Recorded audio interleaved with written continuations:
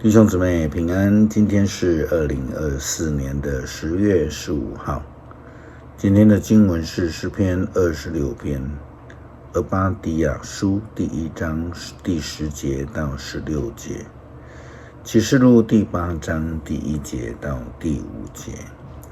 今天要跟大家分享的主题是苦悲。苦悲在圣经里的意思是代表着苦难。耶稣基督在客西马尼园的祷告，他说：父啊，若你愿意，就把这杯移走。这就是耶稣基督即将面对的苦难，是死亡的挑战。耶稣基督并不是胜不了苦难及死亡，而是因为上帝的旨意，要借着耶稣基督来胜过死亡的权柄，并且赐下救恩，要让人依靠上帝的权柄。可是呢，在犹太人只是在生命当中呢，一再的离开上帝，拒绝救恩，自己就要面对其所选择的道路，在那个当中的苦难。先知俄巴底亚提到了以色列人的罪与罚。俄巴底亚书第1章第10节到16节这样提到：因为你残害你的兄弟雅各，你将蒙羞，永被除灭。敌人攻破城门的日子，你竟袖手旁观。外族人掠夺耶路撒冷，把财宝分赃，据为己有。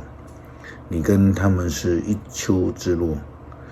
你的兄弟犹大遭遇不幸的日子，你不应该瞪着眼看；他们灭亡的日子，你不应该幸灾乐祸；他们遭难的日子，你不应该嘲笑。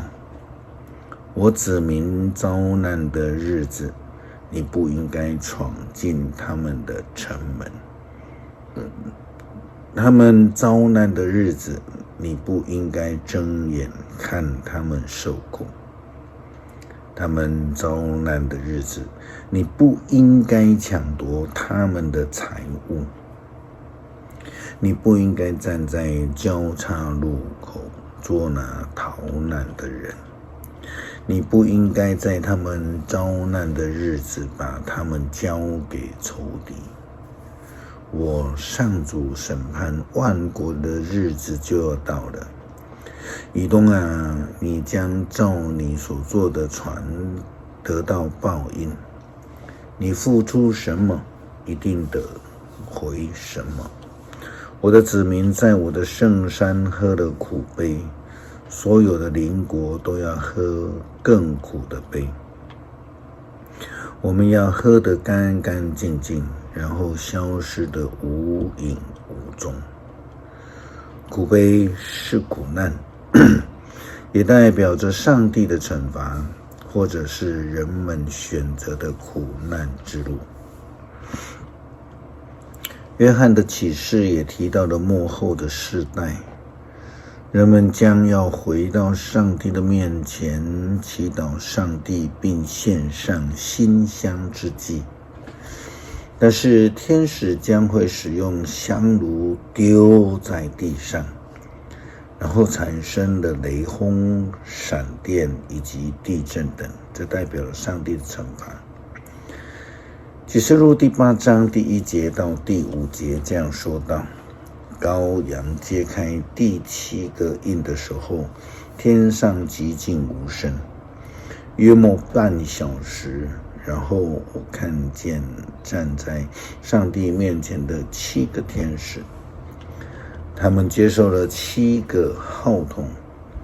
另外有一个天使出来，拿着金香炉，站在祭坛前，他接受了许多香。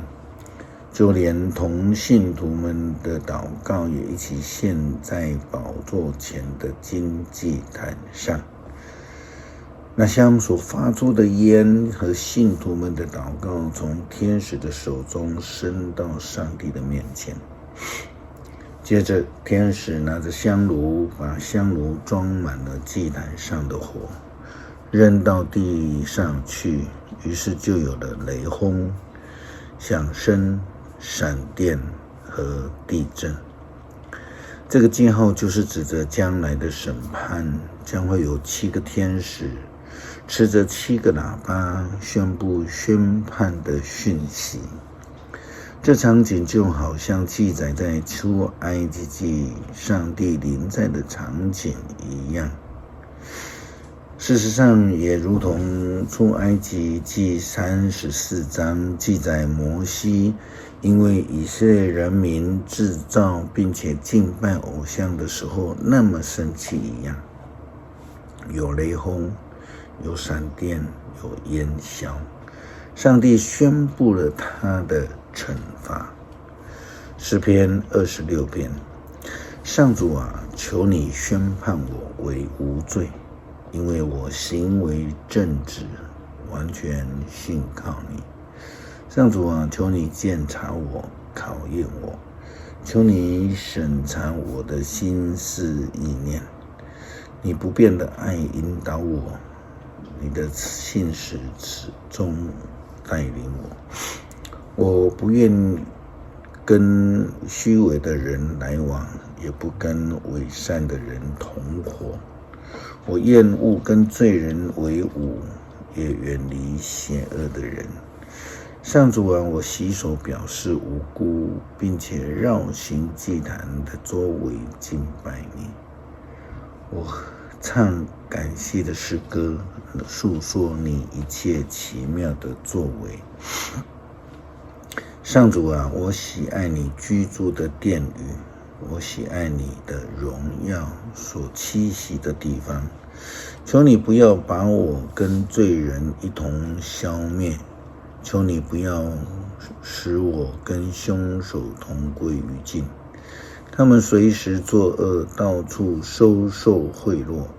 至于我，我行为正直，求你怜悯我，拯救我，我脱离一切的危险。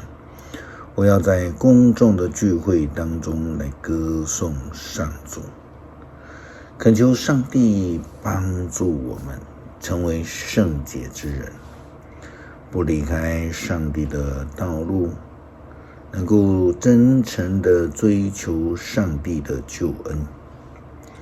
愿上帝称我们为忠心，不要让上帝来灰心。求主帮助我们。感谢祷告，奉主耶稣基督圣名求，阿们。